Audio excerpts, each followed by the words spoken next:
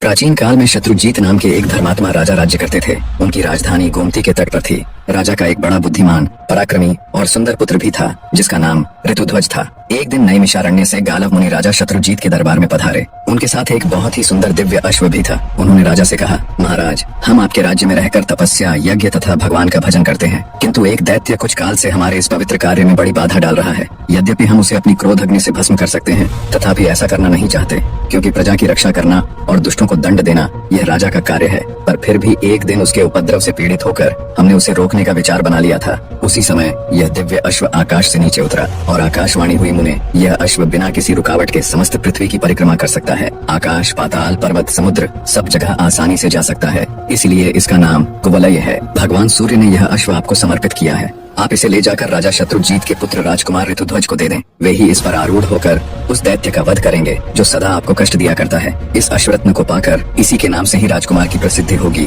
और वे कुवलयाश्व कहलाएंगे। इस आकाशवाणी को सुनकर हम आपके पास आए हैं। हे राजन, आप राजकुमार ऋतुध्वज को राक्षस नाश और धर्म की रक्षा के लिए मेरे साथ आने की आज्ञा दीजिए। गालव मुनि के यों कहने पर राजा शत्रुजीत ने बड़ी प्रसन्नता के साथ एक सैन्य टुकड़ी देकर राजकुमार ऋतुध्वज को मुनियों की रक्षा के लिए भेज दिया। महर्षि के आश्रम पहुंचकर वे सब ओर से उसकी रक्षा करने लगे। एक दिन वह मदोन्मत्त दानव शुक्र का रूप धारण करके वहां आया। राजकुमार ऋतुध्वज उसको देखते ही शीघ्र घोड़े पर सवार हो उसके पीछे दौड़ पड़े और अर्धचंद्राकार बाण से उस पर प्रहार किया। बाण से आहत होकर वह शुक्राकार दैत्य प्राण बचाने के लिए भागा और वृक्षों तथा पर्वत से घिरी हुई घनी झाड़ी में घुस गया, पर राजकुमार के अश्व ने उसका पीछा न छोड़ा। दैत्य भागता हुआ सहस्रों योजन दूर निकल गया और एक स्थान पर बिल के आकार में दिखाई देने वाली अंधेरी गुफा में कूद पड़ा। अश्वारोही राजकुमार भी उसके पीछे उसी गड्ढे में कूद पड़े। राजकुमार ऋतुध्वज जब अंदर गया तो उसे वहां शुक्राकार कहीं भी दिखाई नहीं दिया, बल्कि दिव्य प्रकाश से परिपूर्ण पाताल लोक का दर्शन हुआ। दरअसल दैत्य शुक्राकार जिसमें गया था वो कोई गुफा नहीं बल्कि पाताल लोक का द्वार था। राजकुमार ने देखा, सामने ही इंद्रपुरी के समान एक सुंदर नगर था जिसमें सैकड़ों सोने के महल शोभा पा रहे थे।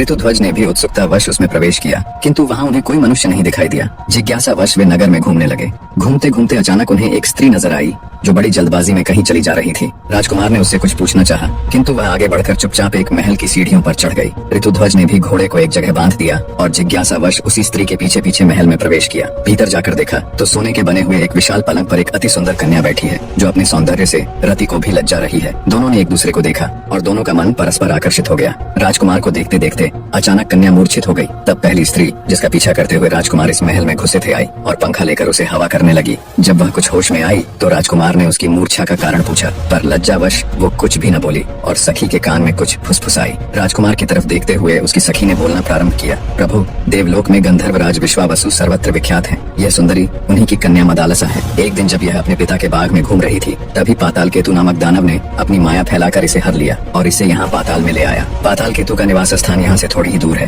पाताल केतु ने कहा है, मदालसा अगर राजी हो उसकी बात मानती है तो ठीक, वरना आगामी त्रयोदशी को वह इसके साथ जबरदस्ती विवाह करेगा। पर मेरी सखी उस राक्षस के साथ विवाह करने से पहले मरना पसंद करेगी। कुछ दिन पहले ही की बात है जब मदालसा ने आत्महत्या का प्रयत्न किया था। उसी समय कामधेनु ने प्रकट होकर कहा, बेटी, वह नीच दानव तुम्हें नहीं पा सकता। मृत्युलोक यानी पृथ्वीलोक में जाने पर उसे जो अपने बाणों से बींध डालेगा वही तुम्हारा पति होगा। इतना कह वो अंतर ध्यान हो गई। फिर अपना परिचय देते हुए उस स्त्री ने कहा, मेरा नाम कुंडला है, मैं मदालसा की सखी, विंध्यवान की पुत्री और बौर पुष्करमाली की पत्नी हूँ। मेरे पति देवासुर संग्राम में शुंभ के हाथों मारे गए, तब से मैं तपस्या का जीवन व्यतीत कर रही हूँ। सखी के स्नेहवश यहाँ इसे धीरज बंधाने आ गई। सुना है मर्त्यलोक के किसी वीर ने पाताल केतु को अपने बाणों का निशाना बनाया है। मैं उसी का पता लगाने गई थी। बात सही निकली, पर आपको देखकर मेरी सखी के हृदय में प्रेम का संचार हो गया है। किंतु माता सुरभि के कथन अनुसार इसका विवाह उस वीर के साथ होगा जिसने पाताल केतु को घायल किया है। यही सोचकर दुख के मारे यह मूर्छित हो गई थी। जिससे प्रेम हो उसी के साथ विवाह होने पर जीवन सुखमय बीतता है। इसका प्रेम तो आपसे हुआ और विवाह दूसरे से होगा,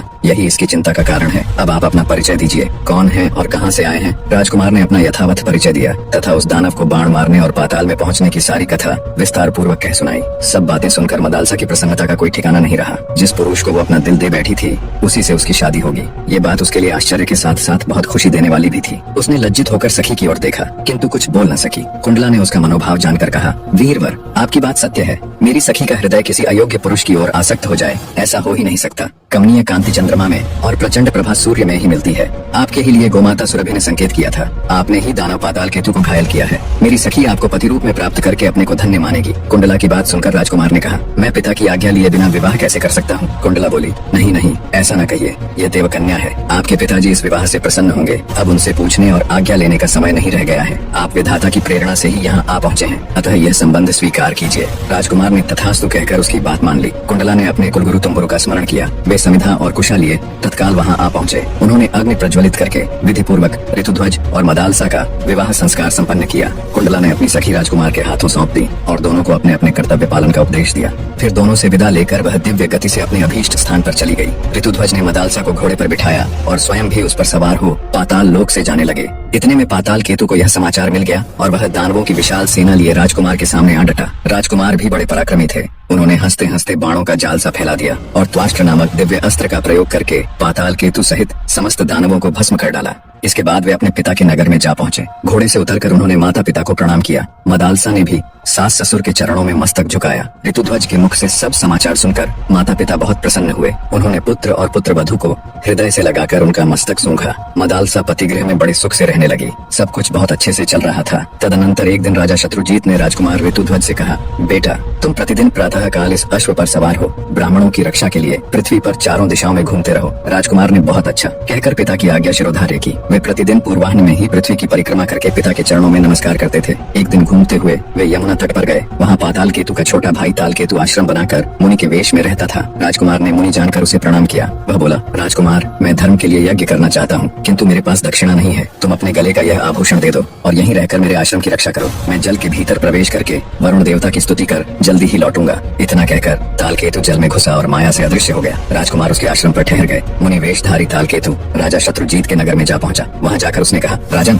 आपके पुत्र दैत्यों के साथ युद्ध करते करते मारे गए। यह उनका आभूषण है। यूं कहकर वह जैसे आया था उसी प्रकार लौट गया। राजकुमार की मृत्यु का दुखपूर्ण समाचार सुनकर नगर में हाहाकार मच गया। राजा रानी तथा रानीवास की स्त्रियां शोक से व्याकुल होकर विलाप करने लगी। जब रानी मदालसा ने उनके गले के आभूषण को देखा और मृत्यु का समाचार सुना, तभी रानी ने भी अपने प्राणों को तुरंत त्याग दिया। राजमहल का शोक दुगना हो गया। राजा शत्रुजीत ने किसी प्रकार धैर्य धारण किया और रानी तथा नगर के अन्य लोगों को भी समझा बुझाकर शांत कराकर रानी मदालसा का दाह संस्कार किया। उधर ताल केतु यमुना जल से निकलकर राजकुमार के पास गया और कृतज्ञता प्रकट करते हुए उसने उनको घर जाने की आज्ञा दे दी। राजकुमार ने तुरंत अपने नगर में पहुंचकर पिता माता को प्रणाम किया। पुत्र को जिंदा और बिल्कुल सही सलामत देख उन्होंने उसको छाती से लगा लिया। उनकी नेत्रों से आंसू बहने लगे। जब राजकुमार ऋतुध्वज को सब बातें मालूम हुई तो बड़ी जोरों से हृदय विदारक चीख के साथ जोर जोर से विलाप करने लगे। मदालसा के वियोग से उनका अंतर हृदय रो उठा। राजकुमार ऋतुध्वज की दुनिया सूनी हो गई। उन्होंने मदालसा के लिए जलांजलि दी और यह प्रतिज्ञा की, मैं मृग के समान विशाल नेत्रों वाली गंधर्व राजकुमारी मदालसा के अतिरिक्त दूसरी किसी स्त्री के साथ भोग नहीं करूंगा। यह मैंने सर्वथा सत्य कहा है। प्रतिज्ञा कर राजकुमार ऋतुध्वज ने स्त्री संबंधी भोग से मन हटा लिया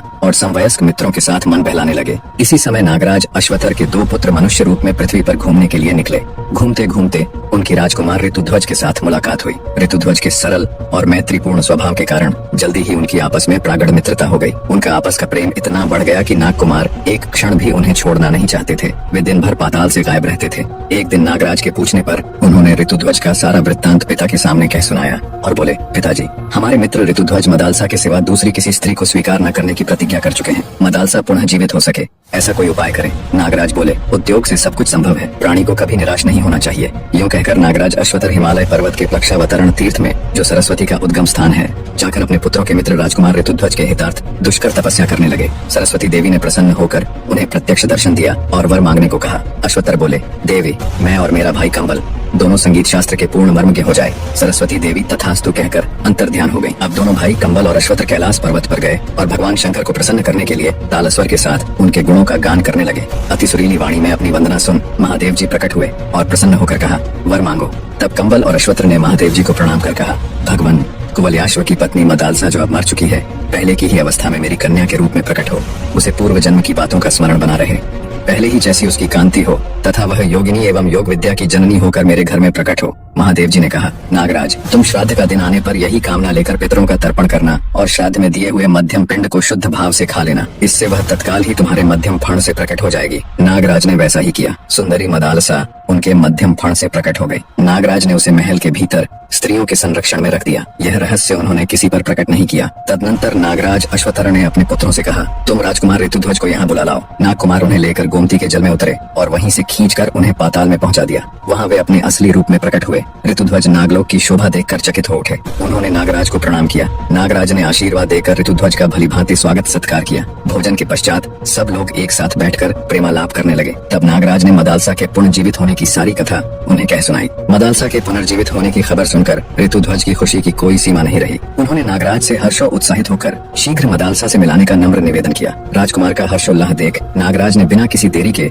उनको मदालसा से मिलवा दिया। राजकुमार ऋतुध्वज और रानी मदालसा एक दूसरे को देख भाव विभोर हो उठे और एक दूसरे को बहते नेत्रों के साथ गले लगा लिया। ऋतुध्वज के स्मरण करते ही उनका प्यारा अश्व वहां आ पहुंचा। नागराज को प्रणाम कर राजकुमार रानी मदालसा के साथ अश्व पर आरूढ़ हुए और अपने नगर के लिए रवाना हो गए। वहां पहुंचकर उन्होंने मदालसा के जीवित होने की कथा सुनाई। मदालसा ने भी सास ससुर के चरणों में प्रणाम किया। नगर में बड़ा भारी उत्सव मनाया गया। मार्कंडेय पुराण के अनुसार रानी मदालसा के 4 पुत्र हुए। महासती मदालसा ने अपने पुत्रों का उद्धार करके स्वयं भी पति के साथ परमात्मा चिंतन में मन लगाया और थोड़े ही समय में मोक्ष स्वरूप परम पद प्राप्त कर लिया। मदालसा अब इस लोक में नहीं है।